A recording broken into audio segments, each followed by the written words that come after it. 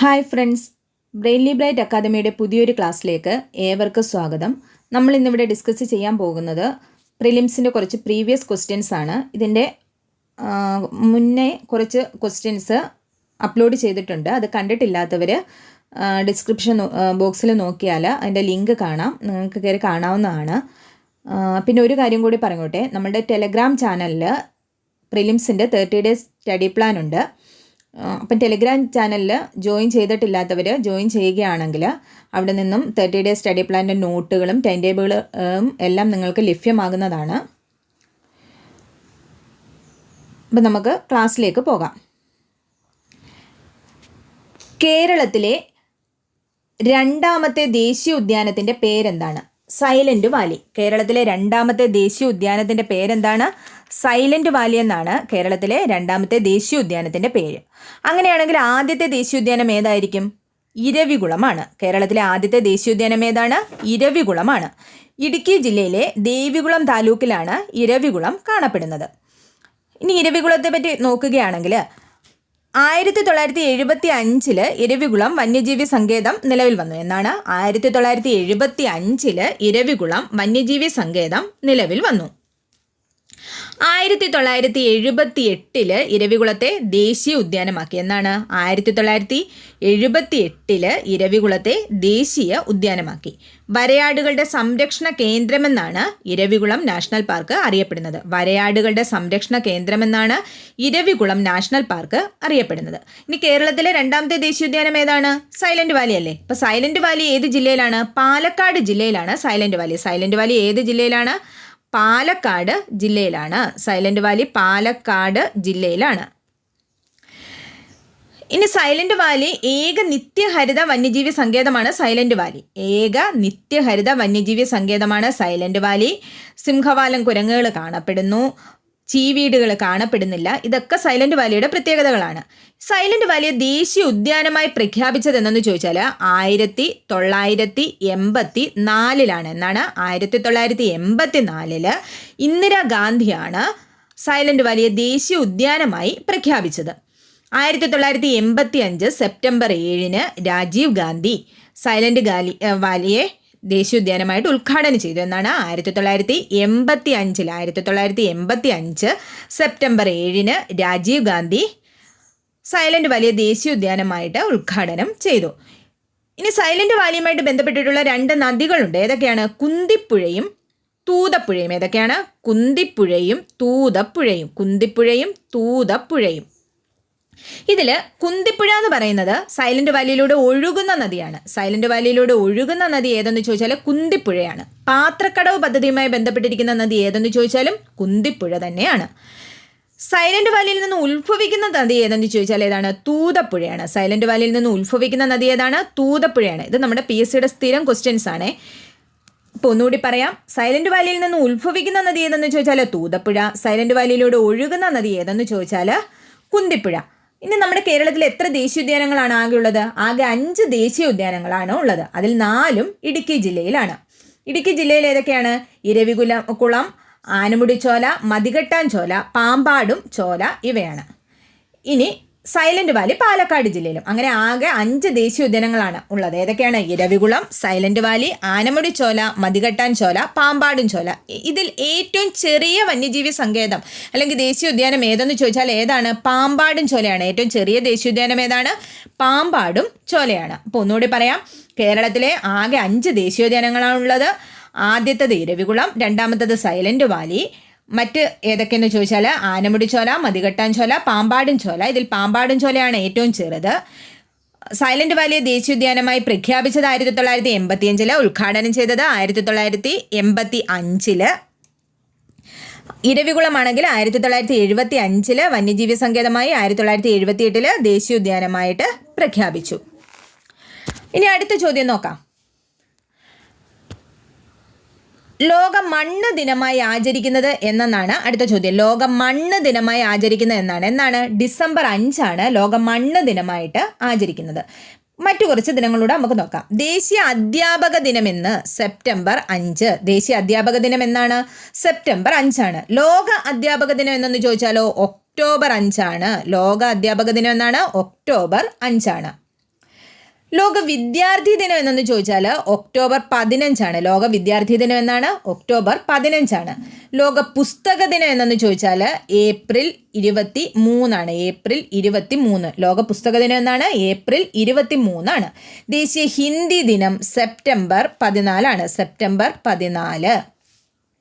ദേശീയ വിദ്യാഭ്യാസ ദിനം എന്നൊന്ന് ചോദിച്ചാൽ നവംബർ 11 ദേശീയ വിദ്യാഭ്യാസ ദിനം എന്നാണ്, നവംബർ 11. അന്താരാഷ്ട്ര മാതൃഭാഷാ ദിനമോ ഫെബ്രുവരി അന്താരാഷ്ട്ര മാതൃഭാഷാ ദിനം ഫെബ്രുവരി 21 അന്താരാഷ്ട്ര മാതൃഭാഷാ ദിനം എന്നാണ്, ഫെബ്രുവരി 21. അന്താരാഷ്ട്ര സാക്ഷരതാ ദിനം എന്നൊന്ന് ചോദിച്ചാൽ സെപ്റ്റംബർ 8 സെപ്റ്റംബർ 8 അന്താരാഷ്ട്ര സാക്ഷരതാ ദിനം എന്നാണ്, സെപ്റ്റംബർ 8. ലോക പരിസ്ഥിതി ദിനം എന്നാണ്, ജൂൺ 5 ജൂൺ 5 ലോക പരിസ്ഥിതി ദിനം. വനിതാ ദിനമാണെങ്കിലോ മാർച്ച് 8 വനിതാ ദിനം എന്നാണ്, മാർച്ച് 8. അപ്പോൾ ഒന്നുകൂടെ നോക്കാം. ലോക മണ്ണ് ദിനം ഡിസംബർ 5, ദേശീയ അധ്യാപക ദിനം സെപ്റ്റംബർ 5, ലോക അധ്യാപക ദിനം ഒക്ടോബർ 5, ലോക വിദ്യാർത്ഥി ദിനം ഒക്ടോബർ 15, ലോക പുസ്തക ദിനം ഏപ്രിൽ 23, ദേശീയ ഹിന്ദി ദിനം സെപ്റ്റംബർ 14, ദേശീയ വിദ്യാഭ്യാസ ദിനം നവംബർ 11, അന്താരാഷ്ട്ര മാതൃഭാഷാ ദിനം ഫെബ്രുവരി 21, അന്താരാഷ്ട്ര സാക്ഷരതാ ദിനം സെപ്റ്റംബർ 8, ലോക പരിസ്ഥിതി ദിനം ജൂൺ 5, ലോക വനിതാ ദിനം മാർച്ച് 8. അടുത്ത ചോദ്യം നോക്കാം. കേരളം, തമിഴ്നാട്, കർണാടക സംസ്ഥാനങ്ങളിൽ ഏപ്രിൽ മെയ് മാസങ്ങളിൽ ഇടിമിന്നലോടുകൂടി പെയ്യുന്ന വേനൽ മഴ ഏത് പേരിലാണ് അറിയപ്പെടുന്നതെന്നാണ് അടുത്ത ചോദ്യം. ഏത് പേരിലാണ് അറിയപ്പെടുന്നത്? മാംഗോ ഷവർ എന്ന പേരിലാണ് അറിയപ്പെടുന്നത്. കേരളം, തമിഴ്നാട്, കർണാടക സംസ്ഥാനങ്ങളിൽ ഏപ്രിൽ മെയ് മാസങ്ങളിൽ ഇടിമിന്നലോടുകൂടി പെയ്യുന്ന വേനൽ മഴ ഏത് പേരിൽ അറിയപ്പെടുന്നു? മാംഗോ ഷവർ എന്ന പേരിൽ അറിയപ്പെടുന്നു. അപ്പോൾ ഇന്ത്യയിൽ അനുഭവപ്പെടുന്ന 3 പ്രാദേശികവാദങ്ങളുണ്ട്. ഏതൊക്കെയാണ്? ലൂ, മാംഗോ ഷവർ, കാൽബൈശാഖി എന്നിവയാണ്. ഏതൊക്കെയാണ്? കാൽബൈശാഖി എന്നിവയാണ്. ലൂ, മാംഗോ ഷവർ, കാൽബൈശാഖി എന്നിവയാണ്. ഇതിൽ ഉത്തരേന്ത്യ സമതലങ്ങളിൽ വീശുന്ന ഉഷ്ണക്കാറ്റാണ് ഏതെന്ന് പറയുന്നത്? ലൂ എന്ന് പറയുന്നത്. ഉത്തരേന്ത്യ സമതലങ്ങളിൽ വീശുന്ന ഉഷ്ണക്കാറ്റ് ഏതാണ്? ലൂ ആണ്. ഉഷ്ണകാലത്ത് ദക്ഷിണേന്ത്യയിൽ വീശുന്ന പ്രാദേശികവാദങ്ങളാണ് മാംഗോ ഷവർ എന്ന പേരിൽ അറിയപ്പെടുന്നത്. കേരള, കർണാടക, തമിഴ്നാട് സംസ്ഥാനങ്ങളിലായിട്ടാണ് ഇത് വീശുന്നത്. എവിടെയാണ്? ഉഷ്ണകാലത്ത് ദക്ഷിണേന്ത്യൻ പ്രദേശങ്ങളിൽ വീശുന്ന ദക്ഷിണേന്ത്യ സംസ്ഥാനങ്ങളിൽ വീശുന്ന പ്രാദേശികവാദങ്ങളാണ് മാംഗോ ഷവർ. മാങ്ങ പഴുക്കുന്നതിനും പൊഴിയുന്നതിനും ഒക്കെ ഇത് കാരണമാകുന്നുണ്ട്. അതുകൊണ്ടാണ് ഇതിനെ മാംഗോ ഷവർ എന്ന പേരിൽ അറിയപ്പെടുന്നത്. ഇനി കാൽബൈശാഖി ആണെങ്കിലോ പശ്ചിമ ബംഗാൾ, ബീഹാർ, അസം സംസ്ഥാനങ്ങളിലായിട്ട് വീശുന്ന കാറ്റുകളെയാണ് എന്തെന്ന് പറയുന്നത്? കാൽബൈശാഖി എന്ന പേരിൽ അറിയപ്പെടുന്നത്. അപ്പോൾ ഒന്നുകൂടെ നോക്കാം. ഇന്ത്യയിൽ അനുഭവപ്പെടുന്ന പ്രാദേശികവാദങ്ങളാണ് ലൂ, മാംഗോ ഷവർ, കാൽബൈശാഖി. ഉത്തരേന്ത്യ സമതലങ്ങളിൽ വീശുന്നത് ലൂ. ഇനി ഉത്തരേന്ത്യൻ സമതലങ്ങളിൽ വീശുന്നത് ലൂ. ദക്ഷിണേന്ത്യയിൽ വീശുന്നതാണെങ്കിലോ മാംഗോ ഷവർ. പശ്ചിമ ബംഗാൾ, ബീഹാർ, അസം സംസ്ഥാനങ്ങളിൽ വീശുന്നതാണെങ്കിൽ കാൽബൈശാഖി. അടുത്ത ക്വസ്റ്റ്യൻ നോക്കാം. ഭാരതപ്പുഴയെ വെള്ളിയാങ്കോട്ട് കായലുമായി ബന്ധിപ്പിക്കുന്നത് ഏത്? ഭാരതപ്പുഴയെ വെള്ളിയാങ്കോട്ട് കായലുമായി ബന്ധിപ്പിക്കുന്നത് പൊന്നാനി കനാലാണ്. എന്താണ്? പൊന്നാനി കനാലാണ്. എവിടെയാണ്? മലപ്പുറം ജില്ലയിലാണ് പൊന്നാനി കനാൽ കാണപ്പെടുന്നത്. ഭാരതപ്പുഴ ഒഴുകുന്ന ജില്ലകൾ ഏതൊക്കെയെന്ന് ചോദിച്ചാൽ ഏതൊക്കെയാണ്? പാലക്കാടും തൃശ്ശൂരും മലപ്പുറവുമാണ്. പാലക്കാട്, തൃശ്ശൂർ, മലപ്പുറം ജില്ലകളിലൂടെയാണ് ഭാരതപ്പുഴ ഒഴുകുന്നത്. രണ്ടാമത്തെ വലിയ നദി, കേരളത്തിലൂടെ ഒഴുകുന്ന രണ്ടാമത്തെ വലിയ നദി ഏതെന്ന് ചോദിച്ചാൽ ഏതാണ്? ഭാരതപ്പുഴയാണ്. കേരളത്തിലൂടെ ഒഴുകുന്ന രണ്ടാമത്തെ വലിയ നദിയാണ് ഭാരതപ്പുഴ. അതിൻ്റെ നീളവോ 209 കിലോമീറ്റർ ആണ്. എത്രയാണ്? 209 കിലോമീറ്റർ ആണ് ഭാരതപ്പുഴയുടെ നീളം. കേരളത്തിലൂടെ ഒഴുകുന്ന ഏറ്റവും നീളം കൂടിയ നദി ഏതാണ്? പെരിയാറാണ്. 244 കിലോമീറ്റർ ആണ് പെരിയാറിൻ്റെ നീളം. അപ്പം കേരളത്തിലൂടെ ഒഴുകുന്ന ഏറ്റവും നീളം കൂടിയ നദി ഏതാണ്? പെരിയാറാണ്. കേരളത്തിലൂടെ ഒഴുകുന്ന രണ്ടാമത്തെ നീളം കൂടിയ നദിയാണ് ഏതെന്ന് പറയുന്നത്? ഭാരതപ്പുഴ എന്ന് പറയുന്നത്. അതിൻ്റെ നീളം എത്രയാണ്? 209 കിലോമീറ്റർ ആണ്. ഇനി ഭാരതപ്പുഴ എവിടെ നിന്നാണ് ഉത്ഭവിക്കുന്നത്? ആനമലയിൽ നിന്നാണ് ഭാരതപ്പുഴ ഉത്ഭവിക്കുന്നത്. ഇതിൻ്റെ പോഷക നദികൾ ഏതൊക്കെയെന്ന് ചോദിച്ചാൽ കൽപ്പാത്തിപ്പുഴ, കണ്ണാടിപ്പുഴ, ഗായത്രിപ്പുഴ, തൂതപ്പുഴ ഇവയാണ്. ഭാരതപ്പുഴയുടെ പോഷക നദികൾ ഏതൊക്കെയാണ്? കൽപ്പാത്തിപ്പുഴ, കണ്ണാടിപ്പുഴ, ഗായത്രിപ്പുഴ, തൂതപ്പുഴ എന്നിവയാണ്. ഇനി കേരളത്തിൻ്റെ നൈൽ എന്നറിയപ്പെടുന്ന പുഴ ഏതെന്ന് ചോദിച്ചാൽ ഏതാണ്? ഭാരതപ്പുഴയാണ് കേരളത്തിൻ്റെ നൈൽ എന്ന പേരിൽ അറിയപ്പെടുന്നത്. ഭാരതപ്പുഴ ചെന്ന് പതിക്കുന്നത് അറബിക്കടലിലാണ്. പൊന്നാനിയിൽ വെച്ചാണ് ഭാരതപ്പുഴ അറബിക്കടലിൽ പതിക്കുന്നത്. ശോകനാശിനി, നിള, പേരാറ്, പൊന്നാനിപ്പുഴ എന്നീ പേരിലെല്ലാം അറിയപ്പെടുന്നത് ഏതാണ്? ഭാരതപ്പുഴയാണ്. എന്താണ്? ശോകനാശിനി, നിള, പേരാറ്, പൊന്നാനിപ്പുഴ ഈ പേരിലെല്ലാം അറിയപ്പെടുന്നത് നമ്മുടെ ഭാരതപ്പുഴയെ തന്നെയാണ്. കേരളത്തിലെ ഏറ്റവും വലിയ അണക്കെട്ട് ഏതാണ്? മലമ്പുഴയാണ്. കേരളത്തിലെ ഏറ്റവും വലിയ അണക്കെട്ട് ഏതാണ്? മലമ്പുഴ. ഈ മലമ്പുഴ എവിടെയാണ്? ഭാരതപ്പുഴയിലാണ്. കേരളത്തിലെ ഏറ്റവും വലിയ അണക്കെട്ടായ മലമ്പുഴ ഭാരതപ്പുഴയിലാണ്. കേരളത്തിലെ ആദ്യത്തെ ഉരുക്ക് തടയണ സ്ഥാപിക്കുന്നതും എവിടെയാണ്? ഭാരതപ്പുഴയാണ്. കേരളത്തിലെ ആദ്യത്തെ ഉരുക്ക് തടയണ സ്ഥാപിക്കുന്നതും ഭാരതപ്പുഴയിലാണ്. അപ്പം ഭാരതപ്പുഴയെ പറ്റി എന്തൊക്കെയാണ് പഠിച്ചത് നമ്മൾ? എന്താണ്? പാലക്കാട് ചുരത്തിലൂടെ ഒഴുകുന്ന നദി ഏതാണ്? ഭാരതപ്പുഴ. രണ്ടാമത്തെ വലിയ നദിയാണ്. 209 കിലോമീറ്ററാണ് ഇതിൻ്റെ നീളം. പോഷക നദികൾ കൽപ്പാത്തിപ്പുഴ, കണ്ണാടിപ്പുഴ, ഗായത്രിപ്പുഴ, തൂതപ്പുഴ ഇവയാണ്. കേരളത്തിൻ്റെ നൈൽ എന്നറിയപ്പെടുന്നു. ഇനിയോ പാലക്കാട്, തൃശ്ശൂർ, മലപ്പുറം എന്നീ ജില്ലകളിലൂടെ ഒഴുകുന്നുണ്ട്. ശോകനാശിനി, നിള, പേരാർ, പൊന്നാനിപ്പുഴ എന്നൊക്കെ അറിയപ്പെടുന്നത് ഭാരതപ്പുഴയാണ്. കേരളത്തിലെ ഏറ്റവും വലിയ അണക്കെട്ടായ മലമ്പുഴ ഭാരതപ്പുഴയിലാണ് സ്ഥിതി ചെയ്യുന്നത്. കേരളത്തിലെ ആദ്യത്തെ ഉരുക്ക് തടയണ നിർമ്മിക്കുന്നതും ഭാരതപ്പുഴയിലാണ്. അടുത്ത ക്വസ്റ്റ്യൻ നോക്കാം. ചെയർമാൻ ഉൾപ്പെടെ ദേശീയ പട്ടികജാതി കമ്മീഷന്റെ അംഗസംഖ്യ എത്ര എന്നാണ് അടുത്ത ചോദ്യം. 5 ചെയർമാൻ ഉൾപ്പെടെ ദേശീയ പട്ടികജാതി കമ്മീഷന്റെ അംഗസംഖ്യ എത്രയാണ്? 5. ദേശീയ പട്ടികജാതി കമ്മീഷൻ നിലവിൽ വന്നതെന്നാണ്? 2004 ദേശീയ പട്ടികജാതി കമ്മീഷൻ നിലവിൽ വന്നതെന്നാണ്? 2004 ചെയർമാൻ ഉൾപ്പെടെ 5 അംഗങ്ങളാണുള്ളത്. ഇനി ദേശീയ പട്ടികജാതി കമ്മീഷനുമായിട്ട് ബന്ധപ്പെട്ട ആർട്ടിക്കിൾ ഏതെന്ന് ചോദിച്ചാൽ 338. ദേശീയ പട്ടികജാതി കമ്മീഷനുമായി ബന്ധപ്പെട്ട ആർട്ടിക്കിൾ ഏതാണ്? 338. ദേശീയ പട്ടികജാതി കമ്മീഷന്റെ ആദ്യത്തെ ചെയർമാൻ ആരാണ്? സൂരജ് ഭാനാണ്. ആരാണ്? സൂരജ് ഭാനാണ് ദേശീയ പട്ടികജാതി കമ്മീഷന്റെ ആദ്യത്തെ ചെയർമാൻ. നിലവിലെ ചെയർമാൻ ആരാണ്? കിഷോർ മക്വാനയാണ്. ആരാണ്? കിഷോർ മക്വാനയാണ് ഇപ്പോഴത്തെ ചെയർമാൻ ആരെന്ന് ചോദിച്ചാൽ. അപ്പോൾ ഒന്നുകൂടി പറയാം. ദേശീയ പട്ടികജാതി കമ്മീഷൻ നിലവിൽ വന്നത് 2004. ചെയർമാൻ ഉൾപ്പെടെ 5 അംഗങ്ങളാണുള്ളത്. ദേശീയ പട്ടികജാതി കമ്മീഷനുമായിട്ട് ബന്ധപ്പെട്ടിരിക്കുന്ന ആർട്ടിക്കിൾ ഏതാണ്? 338.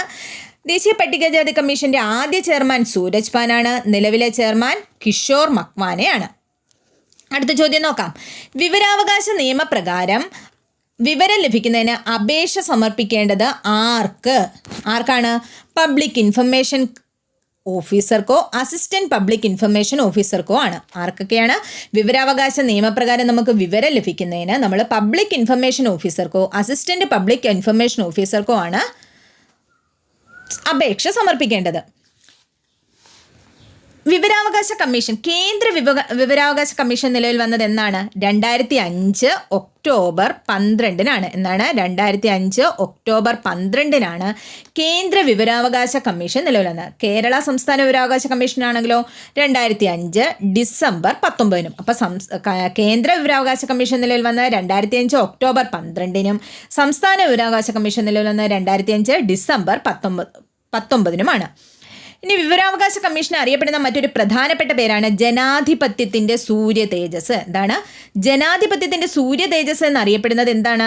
വിവരാവകാശ കമ്മീഷനാണ്. കേന്ദ്ര വിവരാവകാശ കമ്മീഷൻ്റെ ആസ്ഥാനം എവിടെയെന്ന് ചോദിച്ചാൽ എവിടെയാണ്? CIS ഭവനാണ്. CIS ഭവനാണ് കേന്ദ്ര വിവരാവകാശ കമ്മീഷൻ്റെ ആസ്ഥാനം എന്ന് പറയുന്നത്. ഇനി വിവരാവകാശവുമായി ബന്ധപ്പെട്ടിരിക്കുന്ന എന്താണ് അത് ഏതെന്ന് ചോദിച്ചാൽ ആർട്ടിക്കിൾ ഏതെന്ന്, മൗലിക അവകാശം ഏതെന്ന് ചോദിച്ചാൽ ഏതാണ്? അഭിപ്രായ സ്വാതന്ത്ര്യമാണ്. വിവരാവകാശവുമായി ബന്ധപ്പെട്ടിരിക്കുന്ന മൗലിക അവകാശം ഏതെന്ന് ചോദിച്ചാൽ ഏതാണ്? അഭിപ്രായ സ്വാതന്ത്ര്യമാണ്. കേന്ദ്ര മുഖ്യ വിവരാവകാശ അംഗങ്ങളെ നിയമിക്കുന്നത് ആരെന്ന് ചോദിച്ചാൽ ആരാണ്? രാഷ്ട്രപതിയാണ്. കേന്ദ്ര മുഖ്യ വിവരാവകാശ അംഗങ്ങളെ നിയമിക്കുന്നത് ആരാണ്? രാഷ്ട്രപതിയാണ്. അവർ സത്യപ്രതിജ്ഞ ചെയ്യുന്നത് രാഷ്ട്രപതിയുടെ മുമ്പെയാണ്. രാജിക്കത്ത് സമർപ്പിക്കുന്നതും രാഷ്ട്രപതിക്കാണ്. അപ്പം മുഖ്യ വിവരാവകാശ അംഗങ്ങളെ നിയമിക്കുന്നത് രാഷ്ട്രപതി, സത്യപ്രതിജ്ഞ ചെയ്യുന്നത് രാഷ്ട്രപതിക്ക് മുമ്പാകെ, രാജിക്കത്ത് സമർപ്പിക്കുന്നത് രാഷ്ട്രപതിക്കാണ്. കേന്ദ്രത്തിലെ ആദ്യ വിവരാവകാശ കമ്മീഷണർ ആരെന്ന് ചോദിച്ചാൽ ആരാണ്? മുഖ്യ വിവരാവകാശ കമ്മീഷണർ വജാഹത്ത് ഹബീബുള്ളയാണ്. ആരാണ്? വജാഹത്ത് ഹബീബുള്ളയാണ് കേന്ദ്രത്തിലെ ആദ്യത്തെ മുഖ്യ വിവരാവകാശ കമ്മീഷണർ. കേരളത്തിലെ ആദ്യത്തെ മുഖ്യ വിവരാവകാശ കമ്മീഷണർ ആണെങ്കിൽ പാലാട്ട് മോഹൻദാസും. കേരളത്തിലെ ആദ്യത്തെ വിവരാവകാശ കമ്മീഷണർ ആണെങ്കിൽ ആരാണ്? പാലാട്ട് മോഹൻദാസും. അപ്പം നമുക്കൊന്നുകൂടി നോക്കാം. വിവരാവകാശ നിയമപ്രകാരം വിവരം ലഭിക്കുന്നതിന് അപേക്ഷ സമർപ്പിക്കേണ്ടത് ആര്? പബ്ലിക് ഇൻഫർമേഷൻ ഓഫീസർക്കോ അസിസ്റ്റന്റ് പബ്ലിക് ഇൻഫർമേഷൻ ഓഫീസർക്കോ ആണ്. ഇനി കേന്ദ്ര വിവരാവകാശ കമ്മീഷൻ നിലവിൽ വന്നത് 2005 ഒക്ടോബർ 12-നും സംസ്ഥാനത്തിലെ ആണെങ്കിൽ 2005 ഡിസംബർ 19-നുമാണ്. ജനാധിപത്യത്തിന്റെ സൂര്യ തേജസ് എന്നറിയപ്പെടുന്ന വിവരാവകാശ കമ്മീഷനെയാണ്. കേന്ദ്ര വിവരാവകാശ കമ്മീഷന്റെ ആസ്ഥാനം CIS ഭവനാണ്. ഇനി വിവരാവകാശവുമായി ബന്ധപ്പെട്ടിരിക്കുന്ന മൗലിക അവകാശം ഏതെന്ന് ചോദിച്ചാൽ അഭിപ്രായ സ്വാതന്ത്ര്യമാണ്. കേന്ദ്ര മുഖ്യ വിവരാവകാശ കമ്മീഷൻ അംഗങ്ങളെ നിയമിക്കുന്നത് രാഷ്ട്രപതിയാണ്.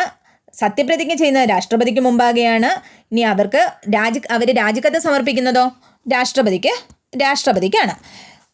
ഇനി കേന്ദ്രത്തിലെ ആദ്യ മുഖ്യ വിവരാവകാശ കമ്മീഷണർ ആരെന്ന് ചോദിച്ചാൽ വജാഹത്ത് ഹബീബുള്ളയാണ്. കേരളത്തിലെ ആദ്യത്തെ മുഖ്യ വിവരാവകാശ കമ്മീഷണർ ആരെന്ന് ചോദിച്ചാൽ പാലാട്ട് മോഹൻദാസുമാണ്. അടുത്ത ചോദ്യം നോക്കാം. കേരളത്തിലെ ഏറ്റവും വലിയ ഭൂമേഖല ഏതെന്നാണ് അടുത്ത ക്വസ്റ്റ്യൻ. കേരളത്തിലെ ഏറ്റവും വലിയ ഭൂമേഖല ഏതാണ്? മലനാടാണ് കേരളത്തിലെ ഏറ്റവും വലിയ ഭൂമേഖല. ഇനി മലനാട് കേരളത്തിനെ 3 ഭൂമേഖലകളായി തിരിച്ചിട്ടുണ്ട്. ഏതൊക്കെയാണ്? മലനാട്, ഇടനാട്, തീരപ്രദേശം. ഏതൊക്കെയാണ്? മലനാട്, ഇടനാട്, തീരപ്രദേശം. ഇതിൽ മലനാടെന്ന് പറയുന്നത് സമുദ്രനിരപ്പിൽ നിന്നും ഉള്ള ഉയരത്തിൻ്റെ അടിസ്ഥാനത്തിൽ നോക്കുകയാണെങ്കിൽ സമുദ്രനിരപ്പിൽ നിന്നും 75 മീറ്റർ കൂടുതൽ ഉയരമുള്ള പ്രദേശങ്ങളെയാണ് നമ്മൾ എന്തെന്ന് വിളിക്കുന്നത്? മലനാട് എന്ന് വിളിക്കുന്നത്. എത്ര മീറ്ററാണ്? 75 മീറ്ററിൽ കൂടുതൽ ഉയരമുള്ള പ്രദേശങ്ങളെയാണ് നമ്മൾ മലനാട് എന്ന് വിളിക്കുന്നത്. ഈ മലനാടിൻ്റെ ഭൂരിഭാഗവും എന്താണ്? വനങ്ങളാണ്. മലനാടിൻ്റെ ഭൂരിഭാഗവും എന്താണ്? വനങ്ങളാണ്. തെക്ക് തമിഴ്നാട് മുതൽ വടക്ക് ഗുജറാത്ത് വരെ വ്യാപിച്ചു കിടക്കുന്ന പശ്ചിമഘട്ട മലനിരകളുടെ ഒരു ഭാഗമാണ് കേരളത്തിൻ്റെ മലനാട് എന്ന് പറയുന്നത്. എന്താണ്?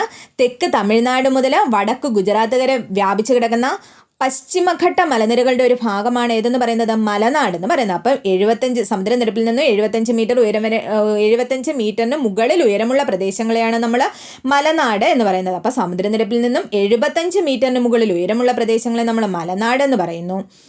ഇനി കേരളത്തിലെ ഏറ്റവും വലിയ ഭൂമേഖല ഏതെന്ന് ചോദിച്ചാലും ഏതാണ്? മലനാടാണ്. ഇനി ഇടനാടിനെ പറ്റി പറയുകയാണെങ്കിലോ സമുദ്രനിരപ്പിൽ നിന്നും 7.5 മുതൽ 75 മീറ്റർ വരെ ഉയരമുള്ള പ്രദേശങ്ങളെയാണ് നമ്മൾ ഇടനാട് എന്ന് പറയുന്നത്. സമുദ്രനിരപ്പിൽ നിന്നും 7.5 മുതൽ 75 മീറ്റർ വരെ ഉയരമുള്ള പ്രദേശങ്ങളെയാണ് നമ്മൾ ഇടനാട് എന്ന് പറയുന്നത്. ചെറിയ കുന്നുകളും താഴ്വരകളും നദീതടങ്ങളും ഒക്കെ ചേർന്ന പ്രദേശമാണ് ഏതെന്ന് പറയുന്നത്? ഇടനാട് എന്ന് പറയുന്നത്. കിഴക്കേ അതിര് മലനാടും പടിഞ്ഞാറേ അതിര് തീരപ്രദേശവുമാണ്. ഈ ഇടനാടിൻ്റെ കിഴക്കേ അതിരെന്ന് പറയുന്നത് മലനാടും പടിഞ്ഞാറേ അതിരെന്ന് പറയുന്നത് ഏതാണ്? തീരപ്രദേശവുമാണ്. ഇനി തീരപ്രദേശത്തെ പറ്റി നോക്കുകയാണെങ്കിലോ സമുദ്രനിരപ്പിൽ നിന്നും 7.5 മീറ്റർ വരെ ഉയരമുള്ള പ്രദേശങ്ങളെയാണ് നമ്മൾ എന്തെന്ന് പറയുന്നത്? തീരപ്രദേശം എന്ന് പറയുന്നത്. സമുദ്രനിരപ്പിൽ നിന്നും ഒരു 7.5 മീറ്റർ വരെ ഉയരമുള്ള പ്രദേശങ്ങളെ നമ്മൾ തീരപ്രദേശം, സമുദ്രനിരപ്പിൽ നിന്ന് 7.5 മീറ്റർ വരെ ആണെങ്കിൽ അതിനെ നമ്മൾ തീരപ്രദേശം എന്ന് പറയുന്നത്. അപ്പോൾ 75 മീറ്ററിന് മുകളിലാണെങ്കിൽ അത് മലനാട്, 7.5 മുതൽ 75 മീറ്റർ വരെയാണെങ്കിൽ അത് ഇടനാട്, 7.5 മീറ്റർ വരെയാണെങ്കിൽ അതിനെ തീരപ്രദേശം എന്ന് പറയുന്നു. അടുത്ത ചോദ്യം നോക്കാം. താമരയുടെ ശാസ്ത്രീയ നാമം എന്തെന്നാണ് അടുത്ത ചോദ്യം. താമരയുടെ ശാസ്ത്രീയ നാമം എന്താണ്? നെലംബോ ന്യൂസിഫറെ എന്നാണ് താമരയുടെ ശാസ്ത്രീയ നാമം. മറ്റ് ചില പ്രധാനപ്പെട്ട ശാസ്ത്രീയ നാമങ്ങളും കൂടി നോക്കാം. കുരുമുളക്, പെപ്പർ നെഗ്രം. കുരുമുളക്, പെപ്പർ നെഗ്രം. ചന്ദനം, സൻഡാലം ആൽഗം എന്നാണ് എന്തിൻ്റെ? ചന്ദനത്തിൻ്റേത്. അരയാൽ, ഫൈക്കസ് റിലീജിയോസ. എന്താണ്? ഫൈക്കസ് റിലീജിയോസ എന്നാണ് അരയാലിൻ്റെ. പേരാലിൻ്റെ ആണെങ്കിലോ ഫൈക്കസ് ബംഗാളിൻസിസ് എന്നാണ് പേരാലിൻ്റേത്. ആര്യവേപ്പാണെങ്കിൽ അസിഡറിക്റ്റ ഇൻഡിക്റ്റ. എന്താണ്? അസിഡറിക്റ്റ ഇൻഡിക്കയാണ് ആര്യവേപ്പിൻ്റെ ശാസ്ത്രീയനാമം. തുളസിയാണെങ്കിലോ ഒസിമം സാങ്ക്ടം. ഒസിമം സാങ്ക്ടം ആണ് തുളസിയുടെ ശാസ്ത്രീയ നാമം. മാവാണെങ്കിൽ മാഞ്ചിഫെറ ഇൻഡിക്ക. മാവ് എന്താണ്? മാഞ്ചിഫെറ ഇൻഡിക്ക. തെങ്ങാണെങ്കിൽ കോക്കോസ് ന്യൂസിഫെറ. പ്ലാവാണെങ്കിൽ ആർട്ടോകാർപ്പസ് ഹൈഡ്രോഫില്ലസ്. എന്താണ്? ആർട്ടോകാർപ്പസ് ഹൈഡ്രോഫില്ലസ്. നീലക്കുറിഞ്ഞി സ്ട്രോബിലാന്തസ് കുന്തിയാന. കണിക്കൊന്നയാണെങ്കിൽ കാഷ്യോ ഫിസ്റ്റുല. കണിക്കൊന്ന കാഷ്യൂ ഫിസ്റ്റുല. ഒന്നുകൂടി നോക്കാം. കുരുമുളക്, പെപ്പർ നെഗ്രം. ചന്ദനം, സൻഡാലം ആൽബം അരയാൽ ഫൈക്കസ് റിലീജിയോസ, പേരാൽ ഫൈക്കസ് ബംഗാളൻസീസ്, ആര്യവേപ്പ് അസർഡിക്റ്റ ഇൻഡിക്ക, തുളസി ഒസിമം സാങ്ക്ടം, മാവ് മാഞ്ചിഫറ ഇൻഡിക്ക, തെങ്ങ് കൊക്കോസ് ന്യൂസിഫറ, പ്ലാവ് ആസ്ട്രോകാർപ്പസ് ഹൈഡ്രോഫൈറ്റസ്, നീലക്കുറിഞ്ഞി സ്ട്രോബിലാന്തസ് കുന്തിയാന, കണിക്കൊന്ന കാഷ്യൂ ഫിസ്റ്റുല. അടുത്ത ക്വസ്റ്റ്യൻ നോക്കാം. കേരള സംസ്ഥാന വനിതാ കമ്മീഷന്റെ ആസ്ഥാനം എവിടെ? കേരള സംസ്ഥാന വനിതാ കമ്മീഷന്റെ ആസ്ഥാനം എവിടെ? എവിടെയാണ്? തിരുവനന്തപുരമാണ് കേരള സംസ്ഥാന വനിതാ കമ്മീഷന്റെ ആസ്ഥാനം. ഇനി കേരള സംസ്ഥാന വനിതാ കമ്മീഷൻ നിലവിൽ വന്ന എന്നാണ്? 1996 മാർച്ച് 14 എന്താ കേരള സംസ്ഥാന വനിതാ കമ്മീഷൻ നിലവിൽ വന്നത്. ചെയർമാനെ കൂടാതെ 4 അംഗങ്ങളും ഒരു മെമ്പർ സെക്രട്ടറിയുമാണ് ഉള്ളത്. ചെയർമാനെ കൂടാതെ 4 മെമ്പേഴ്സും ഉണ്ട്, ഒരു മെമ്പർ സെക്രട്ടറിയും ഉണ്ട്. ചെയർപേഴ്സൻ്റെ കാലാവധി എത്ര വർഷമാണ്? 5 വർഷമാണ് ചെയർപേഴ്സൻ്റെ കാലാവധി. ഇനി നമ്മുടെ സംസ്ഥാന വനിതാ കമ്മീഷൻ്റെ ആദ്യ ചെയർമാൻ ആരെന്ന് ചോദിച്ചാൽ ആരായിരുന്നു? നമ്മുടെ സുഗതകുമാരി ടീച്ചറായിരുന്നു. സുഗതകുമാരി ടീച്ചറായിരുന്നു ആദ്യ ചെയർമാൻ. നിലവിലാണെങ്കിലോ അഡ്വക്കേറ്റ് പി സതീദേവിയാണ്. അഡ്വക്കേറ്റ് പി സതീദേവിയാണ് നിലവിലെ ചെയർമാൻ. കേരള സംസ്ഥാന വനിതാ കമ്മീഷന്റെ പ്രസിദ്ധീകരണം ഏതെന്ന് ചോദിച്ചാൽ ഏതാണ്? സ്ത്രീ ശക്തിയാണ്. കേരള സംസ്ഥാന വനിതാ കമ്മീഷന്റെ പ്രസിദ്ധീകരണം ഏതാണ്? സ്ത്രീ ശക്തി ആണ്. ഒന്നുകൂടി നോക്കാം. കേരള സംസ്ഥാന വനിതാ കമ്മീഷന്റെ ആസ്ഥാനം തിരുവനന്തപുരം. നിലവിൽ വന്നത് 1996 മാർച്ച് 14. ചെയർമാനെ കൂടാതെ 4 അംഗങ്ങളും ഒരു മെമ്പർ സെക്രട്ടറിയുമാണുള്ളത്. ചെയർപേഴ്സന്റെ കാലാവധി 5 വർഷമാണ്. ആദ്യ ചെയർപേഴ്സൺ സുഗതകുമാരിയായിരുന്നു. നിലവിലേത് അഡ്വക്കേറ്റ് പി സതീദേവിയാണ്. പ്രസിദ്ധീകരണം സ്ത്രീ ശക്തിയാണ്. ഇനി കേന്ദ്ര വനിതാ കമ്മീഷന്റെ ഇപ്പോഴത്തെ അധ്യക്ഷ ആരാണെന്നറിയാമോ? വിജയ കിഷോർ രഹാത്കർ ആണ്. ആരാണ്? വിജയ കിഷോർ രഹാത്കർ ആണ് കേന്ദ്ര വനിതാ കമ്മീഷന്റെ ഇപ്പോഴത്തെ അധ്യക്ഷ. അടുത്ത ചോദ്യം നോക്കാം. ഗംഗയെ ഇന്ത്യയുടെ ദേശീയ നദിയായി പ്രഖ്യാപിച്ചത് എന്നാണ് അടുത്ത ചോദ്യം. ഗംഗയെ ഇന്ത്യയുടെ ദേശീയ നദിയായി പ്രഖ്യാപിച്ചത് എന്നാണ്? 2008 ഗംഗയെ ഇന്ത്യയുടെ ദേശീയ നദിയായി പ്രഖ്യാപിച്ചത്. 2008 നവംബർ 4 ഗംഗയെ ഇന്ത്യയുടെ ദേശീയ നദിയായി പ്രഖ്യാപിച്ചത്. ഗംഗയുടെ നീളം എത്രയാണെന്നറിയാമോ? 2525 കിലോമീറ്ററാണ്. 25 കിലോമീറ്ററാണ് ഗംഗാ നദിയുടെ നീളം. എവിടെ നിന്നാണ് ഉത്ഭവിക്കുന്നത്? ഉത്തരാഖണ്ഡിലെ ഗംഗോത്രി ഹിമാനിയിലെ ഗായ്മുഖ് ഗുഹയിൽ നിന്നാണ് ഗംഗാ നദി ഉത്ഭവിക്കുന്നത്. എവിടെ നിന്നാണ്? ഉത്തരാഖണ്ഡിലെ ഗംഗോത്രി ഹിമാനിയിലെ ഗായ്മുഖ് ഗുഹയിൽ നിന്നാണ് ഗംഗാ നദി ഉത്ഭവിക്കുന്നത്. ഇന്ത്യയുടെ ദേശീയ നദി എന്നറിയപ്പെടുന്നത് ഏതാണ്? ഗംഗാ നദിയാണ്. ഇന്ത്യയുടെ ദേശീയ നദി ഏതാണ്? ഗംഗാ നദിയാണ്. ഇന്ത്യയിൽ ഏറ്റവും കൂടുതൽ പോഷക നദികളുള്ള നദി ഏതെന്ന് ചോദിച്ചാലും ഏത് തന്നെയാണ്? ഗംഗയാണ്. ഇന്ത്യയിൽ ഏറ്റവും കൂടുതൽ പോഷക നദികളുള്ള നദി ഏതാണ്? ഗംഗാ നദി തന്നെയാണ്. ഏറ്റവും മലിനീകരിക്കപ്പെട്ട ഹിമാലയൻ നദി ഏതെന്ന് ചോദിച്ചാലും അതും ഗംഗ തന്നെയാണ്. ഏറ്റവും മലിനീകരിക്കപ്പെട്ട ഹിമാലയൻ നദി എന്ന് ചോദിച്ചാൽ അതും ഏതാണ്? ഗംഗാ നദി തന്നെയാണ്. ഇനി നവാമി ഗംഗാ പദ്ധതി എന്നാണ് 2014. നവാമി ഗംഗാ പദ്ധതി 2014. ഗംഗാ നദി ഒഴുകുന്ന ജില്ലകൾ ഏതൊക്കെയെന്ന് ചോദിച്ചാൽ ഉത്തരാഖണ്ഡ്, UP, ബീഹാർ, ബംഗാൾ. എവിടെയൊക്കെയാണ്? ഉത്തരാഖണ്ഡ്, UP, ബംഗാൾ, ബീഹാർ എന്നിവയാണ്. ഇനി പോഷക നദികളാണെങ്കിലോ യമുന, കോസി, രാംഗംഗ, സോൺ, ഘാഗ്ര, ഗോമതി, ഖണ്ഡക്, മഹാനന്ദ എന്നിവയാണ് ഗംഗാ നദിയുടെ പോഷക നദികൾ. ഏതൊക്കെയാണ്? യമുന, കോസി, രാംഗംഗ, സോൺ, ഘാഗ്ര, ഗോമതി, ഖണ്ഡക്, മഹാനന്ദ എന്നിവയാണ് നമ്മുടെ ഗംഗാ നദിയുടെ പോഷക നദികൾ. ഒന്നുകൂടി നോക്കാം. ഗംഗയെ ഇന്ത്യയുടെ ദേശീയ നദിയായിട്ട് പ്രഖ്യാപിച്ചത് 2008 നവംബർ 4 നവാമി ഗംഗാ പദ്ധതി 2014. ഉത്തരാഖണ്ഡിലെ ഗംഗോത്രി ഹിമാനിയിലെ ഗായ്മുഖ് ഗുഹയിൽ നിന്നാണ് ഉത്ഭവിക്കുന്നത്. ഇന്ത്യയുടെ ദേശീയ നദിയാണ്. ഏറ്റവും കൂടുതൽ പോഷക നദികളുള്ള ഇന്ത്യയിലെ നദിയാണ്. ഏറ്റവും കൂടുതൽ മലിനീകരിക്കപ്പെട്ട ഹിമാലയൻ നദിയാണ്. ഇനി അടുത്ത ക്വസ്റ്റ്യൻ നോക്കാം. മൗലിക അവകാശങ്ങളിൽ മൗലികമായത് എന്നറിയപ്പെടുന്നത്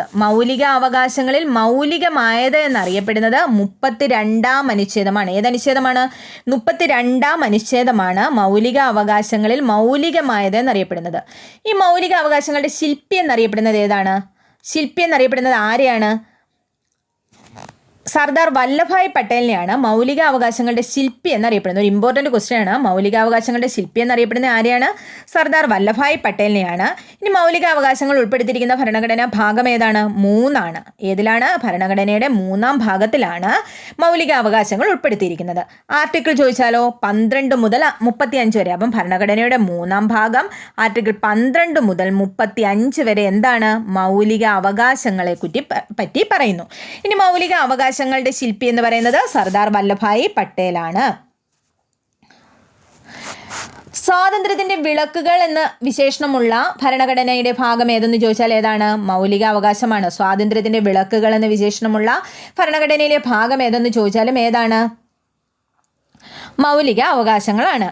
ഭരണഘടനയുടെ ആണിക്കല്ല്, ഇന്ത്യയുടെ മാഗ്ന കാർട്ട എന്നൊക്കെ അറിയപ്പെടുന്നതും മൗലിക അവകാശങ്ങളാണ്. ഭരണഘടനയുടെ ആണിക്കല്ല്, ഇന്ത്യയുടെ മാഗ്ന കാർട്ട എന്നൊക്കെ അറിയപ്പെടുന്നത് ഏതാണ്? നമ്മുടെ മൗലിക അവകാശങ്ങളാണ്. മൗലിക അവകാശങ്ങളുടെ സംരക്ഷകൻ ആരെന്ന് ചോദിച്ചാൽ ആരാണ്? സുപ്രീം കോടതിയാണ്. സുപ്രീം കോർട്ടാണ് മൗലിക അവകാശങ്ങളുടെ സംരക്ഷകൻ. അടിയന്തരാവസ്ഥ കാലത്ത് നിലനിൽക്കുന്ന മൗലിക അവകാശങ്ങൾ ഏതൊക്കെയെന്നൊരു ചോദ്യമുണ്ട്. അടിയന്തരാവസ്ഥ കാലത്ത് നിലനിൽക്കുന്ന മൗലിക അവകാശങ്ങൾ ഏതൊക്കെയാണ്? ആർട്ടിക്കിൾ 20-ഉം 21-ഉമാണ് അടിയന്തരാവസ്ഥ കാലത്ത് പോലും റദ്ദ് ചെയ്യാൻ പറ്റാത്ത മൗലിക അവകാശങ്ങൾ ഏതൊക്കെയെന്ന് ചോദിച്ചാൽ. അപ്പം അതെന്നാണ് അങ്ങനെ ഒരു നിയമം വന്നത്? 1978 44-ാം ഭരണഘടനാ ഭേദഗതിയിലൂടെയാണ് ആർട്ടിക്കിൾ 20-നെയും 21-നെയും അടിയന്തരാവസ്ഥ കാലത്ത് പോലും റദ്ദ് ചെയ്യാൻ പറ്റില്ല എന്നൊരു നിയമം വന്നത്. നിലവിൽ എത്ര മൗലിക അവകാശങ്ങളാണ് ഉള്ളത്? 6 മൗലികാവകാശങ്ങളാണ് ഉള്ളത്. എത്രയാണ്? 6 മൗലികാവകാശങ്ങളാണ് നിലവിൽ ഉള്ളത്. നേരത്തെ 7 ഉള്ളത്. അതിൽ 1978 സ്വത്തവകാശത്തെ മൗലിക അവകാശത്തിൽ നിന്നും നീക്കം ചെയ്തു. 1978 സ്വത്തവകാശത്തെ മൗലിക അവകാശത്തിൽ നിന്നും നീക്കം ചെയ്തു. അപ്പോൾ പറഞ്ഞ അത്രയും ഒന്നുകൂടി നോക്കാം നമുക്ക്. മൗലിക അവകാശങ്ങളുടെ ശില്പി എന്നറിയപ്പെടുന്നത് സർദാർ പട്ടേലിനെയാണ്. ഭരണഘടനയുടെ 3-ാം ഭാഗത്തിൽ ആർട്ടിക്കിൾ 12 മുതൽ 35 വരെയാണ് മൗലികാവകാശങ്ങൾ ഉൾപ്പെടുന്നത്. മൗലിക അവകാശം എന്ന ആശയം നമ്മൾ കടംകൊണ്ടിരിക്കുന്നത് എവിടെ നിന്നാണ്? അമേരിക്കയിൽ നിന്നാണ്. മൗലിക അവകാശം എന്ന ആശയം നമ്മൾ കടംകൊണ്ടിരിക്കുന്നത് അമേരിക്കയിൽ നിന്നാണ്. ഭരണഘടനയുടെ ആണിക്കല്ല്, ഇന്ത്യയുടെ മാഗ്ന കാർട്ട, സ്വാതന്ത്ര്യത്തിൻ്റെ വിളക്കുകൾ എന്നിങ്ങനെയൊക്കെ വിശേഷണങ്ങളുള്ള ഭരണഘടനയുടെ ഭാഗം ഏതെന്ന് ചോദിച്ചാൽ മൗലിക അവകാശങ്ങളാണ്. മൗലിക അവകാശങ്ങളുടെ സംരക്ഷകൻ ആരാണ്? സുപ്രീം കോടതിയാണ്. അടിയന്തരാവസ്ഥ കാലത്ത് നിലനിൽക്കുന്ന മൗലികാവകാശങ്ങളാണ് ആർട്ടിക്കിൾ 20, 21 എന്നിവ. നിലവിൽ 6 മൗലികാവകാശങ്ങളാണുള്ളത്. 1978 സ്വത്തവകാശത്തെ മൗലികാവകാശത്തിൽ നിന്നും നീക്കം ചെയ്തു. മറ്റു മൗലികാവകാശങ്ങളും കൂടി നോക്കാം. ആർട്ടിക്കിൾ 14 മുതൽ 18 വരെ സമത്വം. ആർട്ടിക്കിൾ 14 മുതൽ 18 വരെ എന്താണ്? സമത്വമാണ്. ആർട്ടിക്കിൾ 14 മുതൽ 18 വരെ സമത്വം. ആർട്ടിക്കിൾ 14 മുതൽ 18 വരെ സമത്വം. ആർട്ടിക്കിൾ 19 മുതൽ 22 വരെ സ്വാതന്ത്ര്യം. ആർട്ടിക്കിൾ 19 മുതൽ 22 വരെ സ്വാതന്ത്ര്യം. 23-ഉം 24-ഉം ചൂഷണത്തിനെതിരെയുള്ളത്. എന്താണ്? 23, 24 ചൂഷണത്തിനെതിരെ. 25 മുതൽ 28 വരെ എന്താണ്? മതസ്വാതന്ത്ര്യമാണ്. മതസ്വാതന്ത്ര്യം. 29 മുതൽ 29ഉം 30ഉം എന്താണ്? സാംസ്കാരികവും വിദ്യാഭ്യാസപരവുമായ അവകാശം. സാംസ്കാരികവും വിദ്യാഭ്യാസപരവുമായ അവകാശമാണ്. 32 മുതൽ 35 വരെയാണെങ്കിലോ ഭരണഘടന പ്രതിവിധിക്കുള്ള അവകാശവും. ഭരണഘടന പ്രതിവിധിക്കുള്ള അവകാശവും. അപ്പോൾ ഒന്നുകൂടെ നോക്കാം. 14 മുതൽ 18 വരെ സമത്വത്തിനുള്ള അവകാശം. 19 മുതൽ 22 വരെ സ്വാതന്ത്ര്യത്തിനുള്ള അവകാശം. 23ഉം 24ഉം ചൂഷണത്തിനെതിരെയുള്ള അവകാശം. 25 മുതൽ 28 വരെ മതസ്വാതന്ത്ര്യത്തിനുള്ള അവകാശം. 29ഉം 30ഉം സാംസ്കാരികവും വിദ്യാഭ്യാസപരവുമായ അവകാശം. 32 മുതൽ 35 വരെ ഭരണഘടന പ്രതിവിധിക്കുള്ള അവകാശം. ഇതിത്രയുമാണ് നമ്മുടെ മൗലിക അവകാശങ്ങൾ. അടുത്ത ചോദ്യം നോക്കാം. ജീവനും സ്വത്തിനും അപായം സംഭവിക്കാതിരിക്കുന്നതിനുള്ള അവകാശത്തെക്കുറിച്ച് പ്രതിപാദിക്കുന്ന അനുച്ഛേദം ഏതെന്നാണ് അടുത്ത ചോദ്യം. ഏതാണ്? 21-ാം അനുച്ഛേദമാണ്. ജീവനും സ്വത്തിനും അപായം സംഭവിക്കാതിരിക്കുന്നതിനുള്ള അവകാശത്തെക്കുറിച്ച് പ്രതിപാദിക്കുന്ന അനുച്ഛേദമാണ് 21-ാം അനുച്ഛേദം. ആർട്ടിക്കിൾ 21 എന്താണ്? ജീവനും വ്യക്തി സ്വാതന്ത്ര്യത്തിനുമുള്ള അവകാശമാണ്. ആർട്ടിക്കിൾ 21 പറയുന്നത് ജീവനും വ്യക്തി സ്വാതന്ത്ര്യത്തിനുള്ള അവകാശമാണ്. മൗലിക അവകാശങ്ങളുടെ അടിത്തറ എന്ന് പറയുന്നത് ഏതാണ്? ആർട്ടിക്കിൾ 21 മൗലിക അവകാശങ്ങളുടെ അടിത്തറ എന്ന് പറയുന്നത് എന്തിനെയാണ്? ആർട്ടിക്കിൾ 21 പൊതുസ്ഥലങ്ങളിലെ പുകവലി നിരോധിച്ചത് ഈ 21-ാം അനുച്ഛേദ പ്രകാരമാണ്. പൊതുസ്ഥലങ്ങളിലെ പുകവലി നിരോധിച്ചത് ഏത് അനുച്ഛേദ പ്രകാരമാണ്? 21-ാം അനുച്ഛേദ പ്രകാരമാണ്. ഇനി 21ഉം 21A കൂടെ തിരിഞ്ഞു പോരുത്. 21A എന്താണ്? 6നും 14നും ഇടയിൽ പ്രായമുള്ള കുട്ടികൾക്ക് സൗജന്യവും സാർവത്രികവുമായ വിദ്യാഭ്യാസം ഉറപ്പ് നൽകുന്നതിനുള്ള അനുച്ഛേദമാണ് ഏതെന്ന് പറയുന്നത്? 21A. 21A എന്തുവാണ്? 6നും 14നും ഇടയിൽ പ്രായമുള്ള കുട്ടികൾക്ക് സൗജന്യവും സാർവത്രികവുമായ വിദ്യാഭ്യാസം ഉറപ്പ് നൽകുന്നതിനുള്ള അനുച്ഛേദമാണ് 21A. 21 ജീവനും വ്യക്തി സ്വാതന്ത്ര്യത്തിനുമുള്ള അവകാശമാണ്. അപ്പോൾ ഒന്നുകൂടെ നോക്കാം. ആർട്ടിക്കിൾ 21 ജീവനും വ്യക്തി സ്വാതന്ത്ര്യത്തിനുമുള്ള അവകാശമാണ്. മൗലികാവകാശങ്ങളുടെ അടിത്തറ എന്നറിയപ്പെടുന്നു. പൊതുസ്ഥലങ്ങളിൽ പുകവലി നിരോധിച്ചത് ആർട്ടിക്കിൾ 21 പ്രകാരമാണ്. ഇനി ആർട്ടിക്കിൾ 21A ആണെങ്കിൽ 6നും 14നും ഇടയിൽ പ്രായമുള്ള കുട്ടികൾക്ക് സൗജന്യവും സാർവത്രികവുമായ വിദ്യാഭ്യാസം ഉറപ്പ് നൽകുന്നു. ബാക്കി ക്വസ്റ്റ്യൻസ് നമുക്ക് അടുത്തൊരു പാർട്ടായിട്ട് നോക്കാം. അപ്പം നിങ്ങൾക്ക് ക്ലാസ് ഇഷ്ടപ്പെട്ടെങ്കിൽ സബ്സ്ക്രൈബ് ചെയ്യണം, ഷെയർ ചെയ്യണം, നിങ്ങളുടെ കൂട്ടുകാരിലേക്കൊക്കെ എത്തിക്കണം. അപ്പോൾ ഓക്കെ, താങ്ക് യു.